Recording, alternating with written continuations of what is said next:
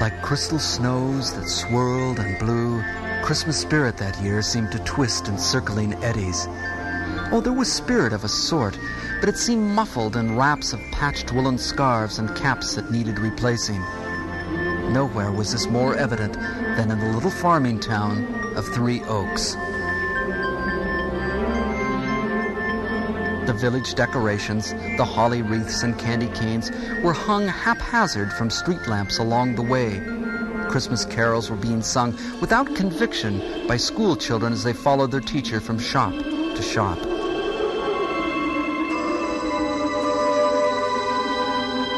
Even the Three Oaks pride and joy, the Santa display that annually stretched from one side of Main Street to the other, this year sagged and creaked in the biting winter wind. But there was one child in Three Oaks who still bubbled over with spirit, 8-year-old Jessica Riggs. She still believed in dreams and a jolly old elf called Santa Claus.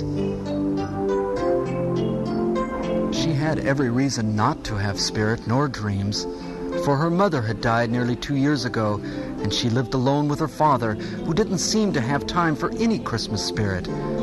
She was on her way home that fateful day in December when the third reindeer in line on the display wibbled and wobbled in the wind, falling with a crash to the ground.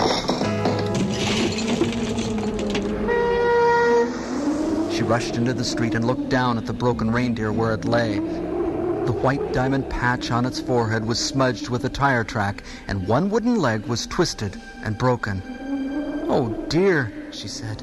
"This was the third reindeer in line. That would be, let me see, on Dasher, on Dancer, on Prancer, on Vixen. Oh, no, it's Prancer that has fallen. What will Santa do with only 7 reindeer?"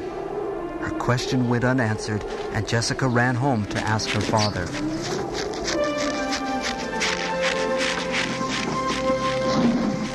"Daddy, Daddy," she cried as she rushed into her father's barn, cheeks winter wind blushed from her run from town. "Prancer fell from Santa's sleigh. How will the reindeer pull the sleigh when there are but 7 instead of 8? "Listen, Jessica," chuckled her father as he stacked old wooden crates. "It's time you learned that Santa is nothing more than a bunch of silly nonsense. There is no Santa, and those reindeer are made of wood and paint. Dreams are for children, and you're growing older. Now it's getting late. It's time to do your chores." He laughingly turned back to his work and didn't notice the tear that gracefully curved down Jessica's cheek. She turned on her heel and ran from the barn and up the hill toward Antler Ridge. Jessica had always believed in dreams, and a part of those dreams at this time of the year was Santa Claus and the delightful Christmas spirit he brought. Now her father said that there was no Santa and that dreams were silly. It was more than an 8-year-old could bear. With tears blurring her vision, she stumbled deep into the forest behind the barn. The crying was stopped, however, when the trees began to creak and groan as if blown by the wind. But the air was silent, still. Jessica looked around, for she sensed that she was being watched and followed. Her run slowed to walk, and finally she stopped. "Who's there?" she shouted. The forest was still. No one answered. Maybe it wasn't a who. Maybe it was a what. Maybe it was a bear or a lion or a tiger. But no monster leaped from the forest. The woods were even quieter, muffled by the now falling snow. Finally, Jessica spun quickly around, and there behind her wasn't a bear, a tiger, nor a lion. It was a tiny reindeer with soft velvet horns and big furry feet. Curious, Jessica turned her head to the side, and oddly enough, the reindeer did the same. She nodded her head, and the mischievous reindeer once again imitated her every move. She gently patted him on his rump and noticed 2 queer things. The reindeer was limping as if his front leg was injured, and he had a white diamond patch on his forehead. "Oh, you poor sweet thing," said Jessica as she looked at the strange little deer. And suddenly, Her eyes opened wide in understanding. "Why, you must be one of Santa's reindeer. You must be Prancer." As if to say yes, the reindeer shook his head, and crystal snowflakes danced about like magical confetti. With the sun setting low, she led the limping reindeer down from the woods and into a rickety storage shed that stood behind the barn. The shed had no light, so Jessica looked around for a lamp or a candle. All she could find was an old set of bubbly Christmas lights. She plugged them in, and the dingy shed twinkled in a rainbow of red, blue, green, and gold gurgling lights. In the soft glow, she carefully bound the reindeer's injured leg with her scarf. And once his leg was wrapped, he hobbled about sniffing and woofing at this and that as Jessica wondered out loud what to do. Santa Claus needs all of his reindeer to pull the sleigh. Without all the reindeer, some of the toys won't be packed, and some children won't get a thing for Christmas. Somehow we must let Santa know that you're all right, and then he can pick you up on Christmas Eve. Jessica paced about, trying to come up with a plan. And finally she snapped her fingers, nearly scaring the little reindeer out of his wits. "I've got it!" she cried. "I'll write Santa a letter."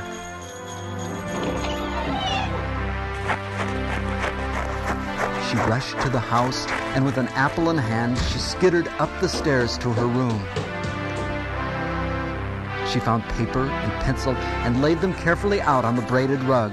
And then, with a snap as she bit into the juicy apple, she wrote, "Dear Santa, I found Prancer. He must have fallen. He hurt his leg, but I fixed it. He misses you and the other reindeer a whole bunch. I'll meet you 2 days before Christmas near midnight behind my house at Antler Ridge.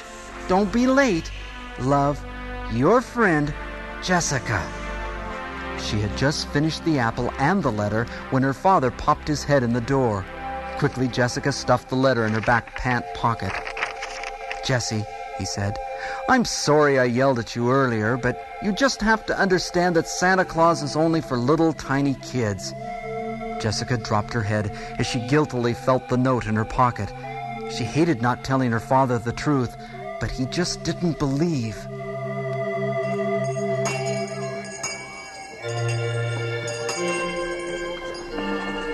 The next day, right after school, she ran as fast as she could to the center of town. There, a Santa sat in a red velvet chair greeting children of all sorts who had come to tell him what they wanted for Christmas. Jessica patiently waited her turn and then clambered upon his lap.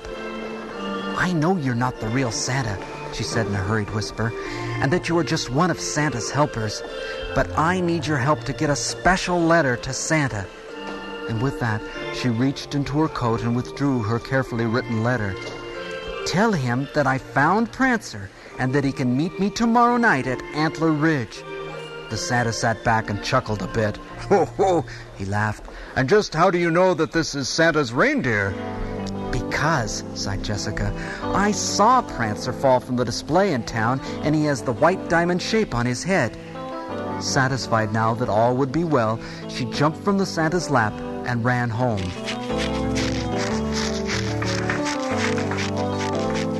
But Santa was really no more than Mr. Young, who ran the local newspaper. And later that night in his office, as he removed his Christmas trappings, he found the letter that Jessica had written to Santa. He mumbled. "This just might be a special story that will bring a bit of Christmas spirit to all the folks of Three Oaks." And with that, he quickly got to work preparing the next day's paper. The presses clanked and groaned into the night as the snow continued to fall.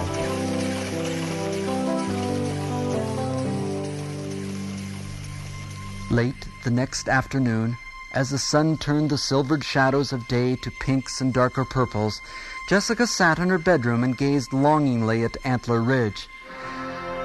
Tonight, she thought. Tonight Prancer will be going home." Her secret plans were rudely interrupted by the sound of people laughing and shouting from outside. There, on the front lawn, Illuminated by the rising full moon was a crowd of people shouting, "Where's Prancer? Where's Prancer?" Clutched in the hands of men, women, and children alike was a copy of that evening's newspaper. The headlines read, "Little girl thinks she found Prancer." "Oh, no!" cried Jessica as she pulled on her boots. "Father will be angry, and worse yet, Prancer may be in real danger." Jessica slipped down the back stairs, and with her coat in hand was out the kitchen door before anyone saw her. She whisked down the path, through the snow, to the shed where Prancer was hidden. With a screech, creak, the door was open and shut. She was safe with Santa's reindeer. Prancer looked at her with trusting eyes as she knelt and removed the scarf wrapped on his leg. There, in the fading light of day, in the trickling stream of bright moonlight, she found that the leg was amazingly healed. Almost like magic, the reindeer no longer limped. Suddenly, the door flew open and there was her father. "Jessica," he said, "I know what you are trying to do, but this old reindeer isn't Prancer. He probably just wandered away from a zoo. It's time that we took him home. You take your time and say goodbye. I know that you'll do the right thing." And with that, he left the two of them alone. Jessica carefully opened the shed door and looked at the yard full of people. What was the right thing to do? Should she believe in her father or in her dreams? Resolved, she took a deep breath and ducked back inside. "Come on, Prancer, we're going to have to run for it." The door slammed open wide, and the little girl and the full-grown reindeer bolted from the shed and raced into the forest. They ran through the orchard and up the hill towards Antler Ridge. In the distance, they could hear the pounding of feet and Jessica's father demanding that they stop. On she raced until she knew that she could run no more. "Oh, go on, Prancer," she panted. "You can run much faster than I. Go find Santa." She looked and saw her father following their tracks up the hill, and when she turned back, the reindeer was gone. "Oh, no," she cried. "Prancer is gone, and I didn't even get to say goodbye." Before she could chase after him, she was swept into her father's arms. "Jessica, Jessica," he said as he hugged her tight. "Oh, I didn't mean to disobey," she said in a rush, "but you told me that you knew I would do what was right, and I did. And now I have to follow him because I didn't say goodbye to Prancer, and I didn't even get to see Santa." "Listen," said her father gently, "Santa isn't real. What you found wasn't Prancer. It was probably an old reindeer that had escaped from a zoo." "But it really was Prancer," Jessica insisted. "And Santa is coming. Come with me and I'll show you." With that, Jessica slipped from her father's arms and followed the fresh reindeer tracks in the snow. Her father sadly shook his head and slowly trailed behind. Up and up they went, following the tracks, until they came to the very edge of Antler Ridge. It was here that the mountain dropped off in cliff-like form, with the town of Three Oaks spread below. All was bathed in the bright light of the silvered full moon. Here the track stopped in mid-stride, and here Jessica and her father stopped, afraid to look down, for fear that the reindeer had fallen to its death. Icicle-like tears streamed down Jessica's ruddy cheeks as her father reached down to comfort her. It was then, when all seemed lost, that a great tinkling of bells rang down on the earth like laughter laughed from afar. They both looked up, and there, silhouetted against the moon, was a sleigh pulled by not 7, but rather 8 tiny reindeer.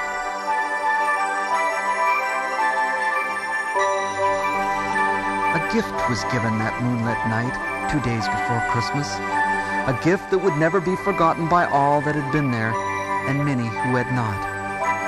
The gift was wrapped in silvered moonbeams. It was the gift of believing in all sorts of dreams.